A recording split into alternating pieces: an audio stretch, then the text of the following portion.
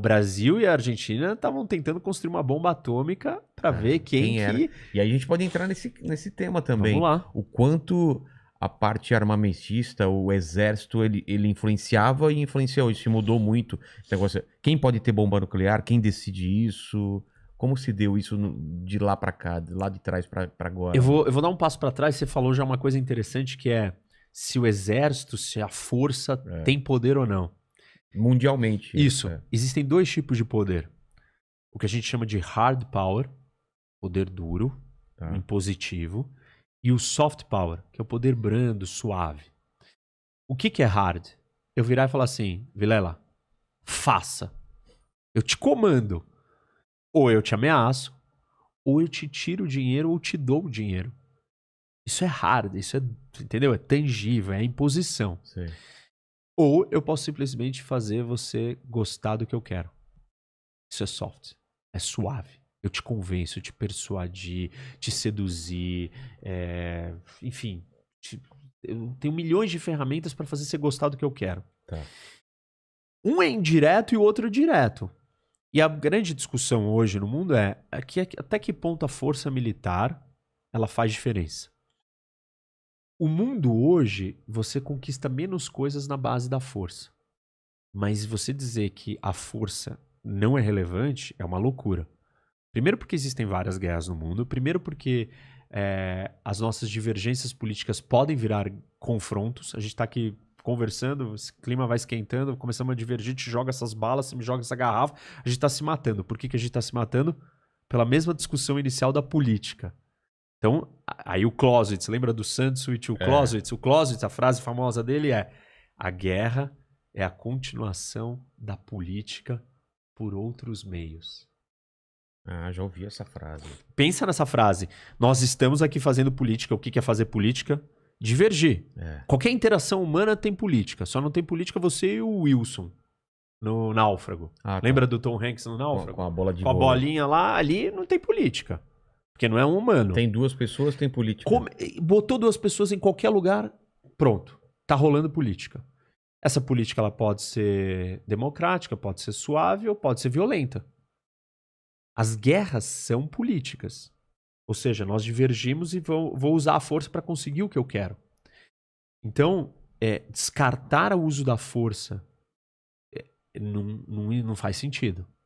Sempre você vai precisar ter força no mundo internacional, na política internacional. Por quê? Porque esse globo aqui, a gente tem alguns elementos. Não tem governo do mundo. Não existe. Não existe Constituição do mundo. Ou seja, internacionalmente falando, e alguns dos pensadores que estudam isso e tal, nas relações internacionais, a gente diz que o mundo é anárquico. Imagina São Paulo anárquica. Não tem governo, não tem polícia, não tem regra. Cada um faz o que quer. Como é que vai ser? Vai ser um caos. Como é que você vai se proteger e se garantir? Força. Você precisa ter força. As pessoas dizem que absurdo isso. Bom, desculpa, mas é assim. Ah, mas então por que não cria o governo do mundo? Porque quem vai ser o governo do mundo? Qual que vai ser a discussão? O que vai ser os direitos humanos? Ninguém concorda com direitos humanos. Ninguém concorda com nada. Como é que nós vamos chegar num consenso mundial? A gente não se vê como humano. A gente se vê como brasileiro. E parte de nós sermos brasileiros é porque a gente olha para os argentinos e fala, não somos argentinos. Exatamente. Então a gente precisa do outro para se distinguir. A gente não chegou no estágio de olhar e falar assim, não, nós somos todos humanos. Então não tem governo do mundo, não vai ter. A União Europeia é uma tentativa de criar essa estrutura supranacional, acima dos países. Um governo europeu. Juntar todos os países num único... E não tá dando certo. Ó, o Reino Unido saiu. Eles ficam brigando entre eles e várias coisas eles não concordam e cada um continua querendo ser autônomo. Eles não querem ficar no mesmo pote de bala aqui, é um pote só. Cada bala quer ficar fazendo sua vida. Então, não tem governo. Se não tem governo, se é anarquia, como é que você se protege? Você precisa ser forte. Então, não dá pra gente achar que a força é irrelevante. E aí dentro da força, do uso da força na política internacional, vem a discussão da bomba. Não, e não só do que é mostrado, mas do que pode ser, né? O governo nem precisa demonstrar força, mas você sabe que ele tem e pode usar a qualquer momento. Isso é um poder também. É muito importante, porque você precisa ameaçar. Claro. E você precisa estar preparado para o pior. E o outro precisa ver que se ele tentar tirar vantagem de você, não é bem assim. Exatamente. Então tem um jogo de percepção, de A sinalização. Guerra Fria foi muito isso, Claro, né? total.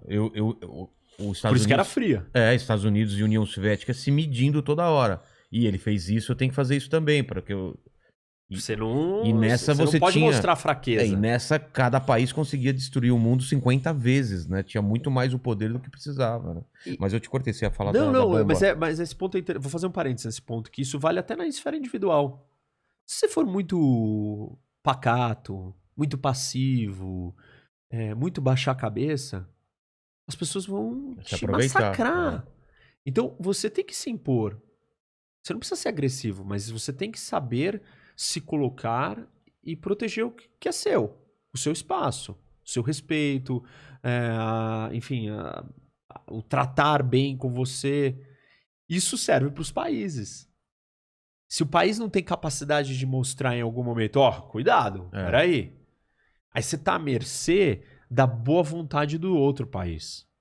E como não tem regra e é anárquico, aí vai cada um fazer o que acha que é o certo. Como assim não tem regra? Não tem Constituição do mundo. Tem tratado internacional, mas quando você descumpre, não acontece nada com você, não vem a polícia do mundo, eu vou te prender, o STF vai te julgar e vai te colocar na cadeia. Ninguém coloca país na cadeia. Exatamente. Não existe isso. Então, o que a gente entende como estrutura ordenadora, organizadora da vida nossa aqui, ela não existe na esfera internacional. E esses ONU, OMS... Vamos lá. Eu trabalhei na ONU, no Conselho de Segurança, Tá. que é o órgão mais importante, porque ele cuida da guerra e da paz. E ele é fruto de uma aliança da vitória da Segunda Guerra Mundial. E vem da Segunda Guerra Mundial. Isso. A ONU é criada depois da Segunda Guerra Mundial com o objetivo: não podemos nunca mais... Passar por isso. Isso foi o fim. Chegamos no fundo do poço, chega, vamos viver em paz. Tá. E aí criaram um monte de organizações, um monte de instituições nesse negócio chamado ONU. A ONU é o governo do mundo? Não. Por quê? Tem um conceito que chama soberania. As pessoas ouvem falar isso e não entendem. O que é soberania? Quem é o soberano na sua casa? Se você mora sozinho, Sou eu. você. Se você mora com seus pais, São eles. a mesma coisa existe com os países no mundo. Quem que é o soberano aqui? Não, só quero ouvir. Por favor. O convidado tem sempre razão, cara. Não. O convidado não chegou ainda. Ele tá Estamos falando só quando eu não tô aqui. Então tudo bem, é o apresentador. só pra saber, tá bom? Tá vendo? Eu preciso ouvir isso de tempo em tempo. Obrigado por Isso. me dar essa Então, oportunidade. então Vou pronto. fazer isso com mais frequência. Isso. O soberano. Não ouvi você, viu, Max? Depois eu quero ouvir também. O soberano manda. Você é o dono daquele lugar. O que significa ser soberano? Não existe nenhuma autoridade acima de você. Existe nós vivemos num sistema, o sistema internacional está organizado por estados soberanos. Não existe nenhuma entidade acima dos estados soberanos. Tá. Eles são a unidade. Meu, assim você fala assim, mundo. O que é o mundo? Aqui dentro desse pote, essas balas.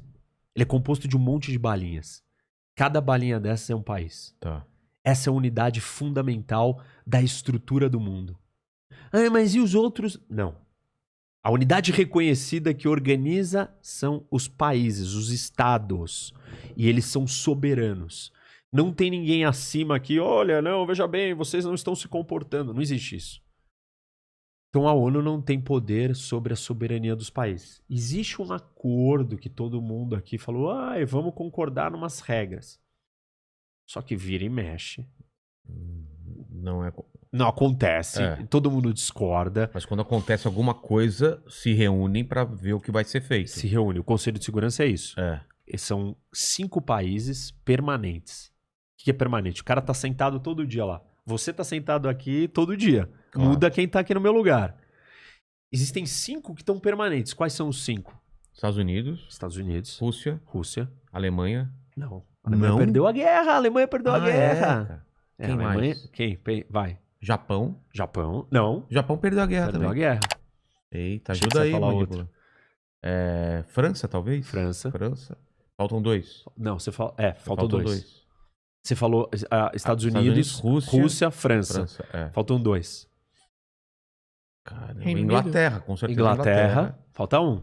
Mega importante, pô, você tá esquecendo. Canadá Porque a gente não falou é. um tempão aqui. A China? É. Caramba, é mesmo, China. Se China não tivesse aí... Tá. O que são? Esses caras têm um assento permanente. Eles têm o direito de estar China lá. sempre teve ou foi ultimamente por causa da... Tem um detalhe ali que quando... O assento era da China, mas quem representava a China era Taiwan. Aí eles mudaram isso. Taiwan se retirou. Falaram, não, pelo amor de Deus, uma ilha aqui com 40 e poucos milhões e 1 bilhão. Eles são os verdadeiros donos do assento. Tá. Mas isso é uma outra história e não dá nem pra gente entrar. Mas vamos lá. Esses 5 têm um assento permanente.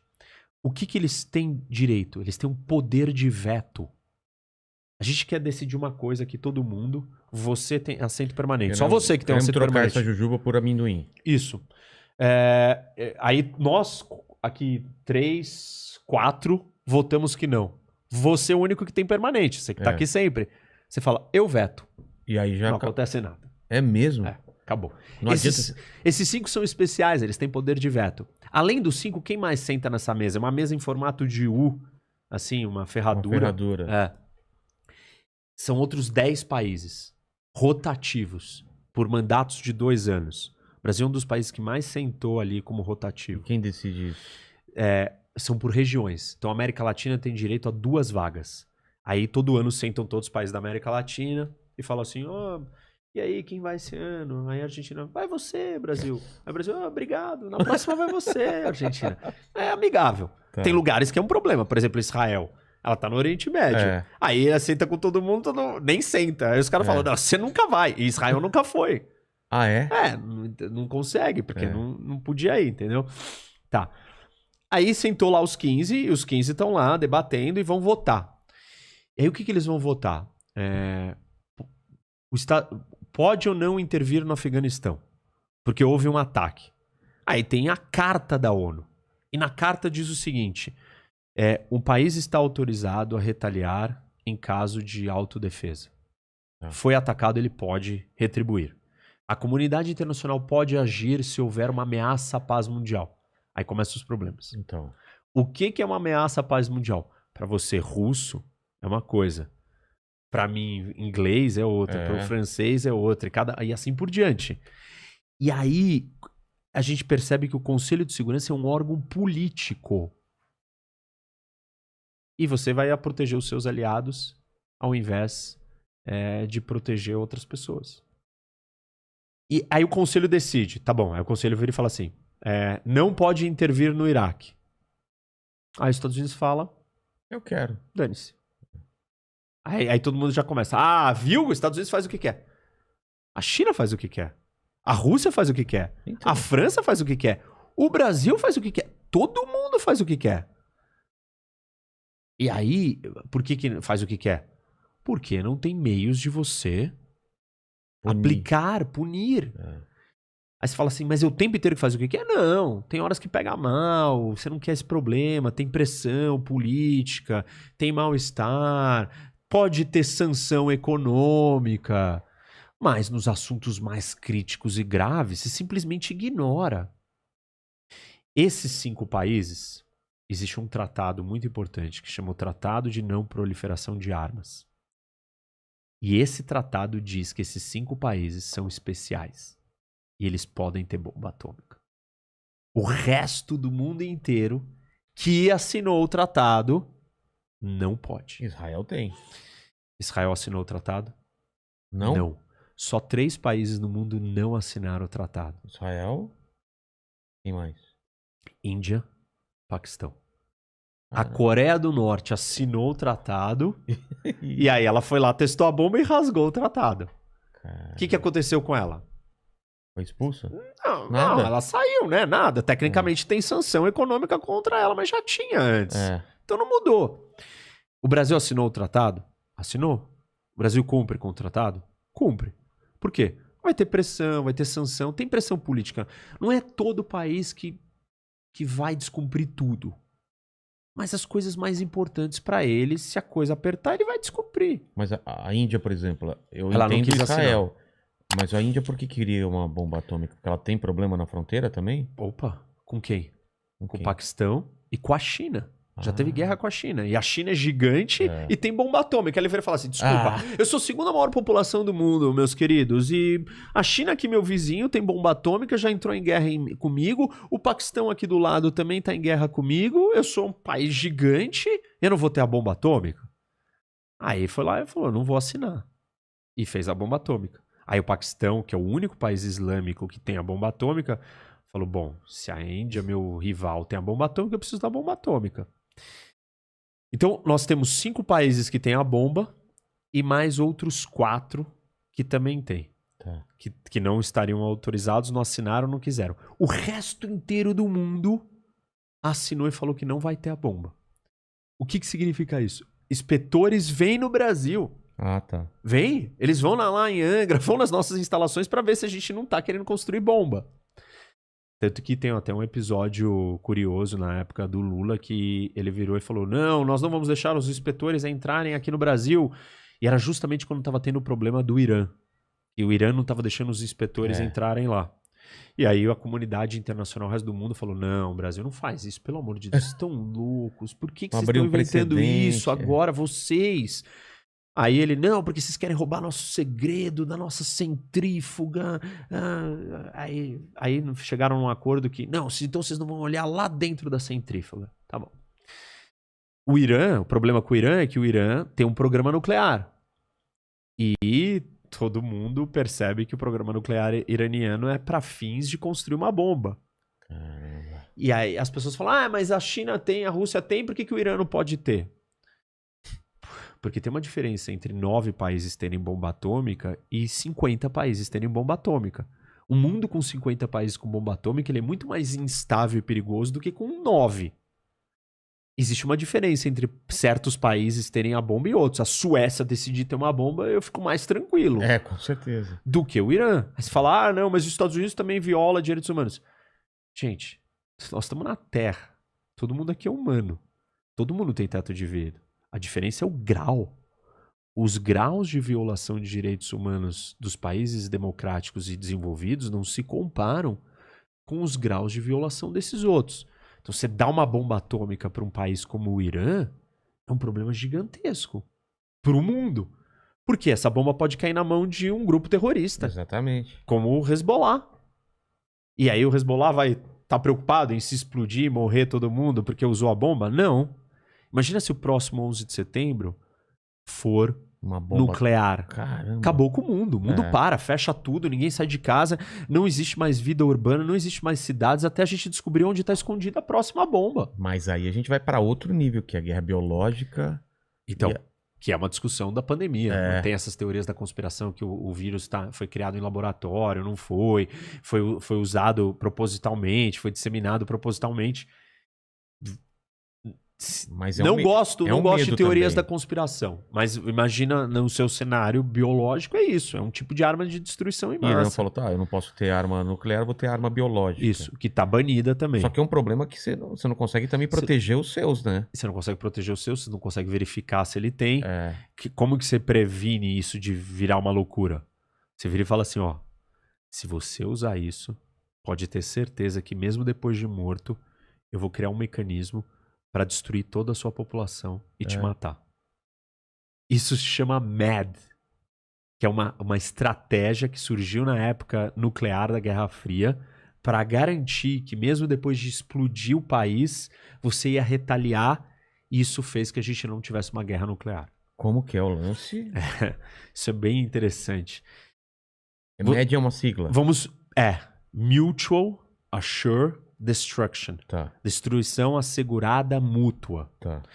Você é a União Soviética, eu sou os Estados Unidos. Tá bom. Eu viro pra você e falo assim, se você me atacar surpresa, matar todos os americanos do mundo, mesmo assim saiba que eu tenho uma forma de retaliar com um ataque nuclear e eu vou matar todos os russos e destruir todo o território russo. Você vai me atacar surpresa? Eu morro, mas eu te mato junto. Então você não vai me atacar. Porque você é racional e fala assim, não quero morrer. Eu queria te pegar de surpresa e te aniquilar, mas ficar vivo. Como é que você garante que você vai fazer isso, então? Você precisa ter uma capacidade de ataque secundário. chama isso Second Strike Capability, que é você ter um submarino nuclear que tá no fundo do oceano, em qualquer lugar do mundo que ninguém sabe onde você tá, carregando um monte de ogivas. Cara. E se você explode o país, aquele submarino vai lançar um ataque retaliatório a você e vai matar todo mundo no seu país.